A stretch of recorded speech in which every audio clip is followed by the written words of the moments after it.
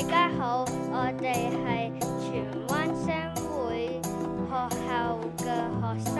今日我哋會介紹下香港國安法啦。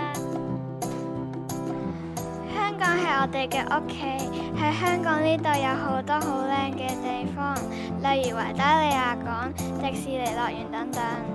所以香港係我哋家，我哋要好好愛護佢。咁其實咩係香港國安法啊？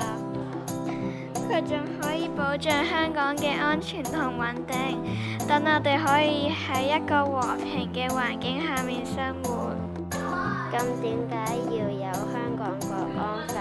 明明我哋已經好乖咯喎。諗一下，如果人哋喺學校搞震，我哋就會點樣呢？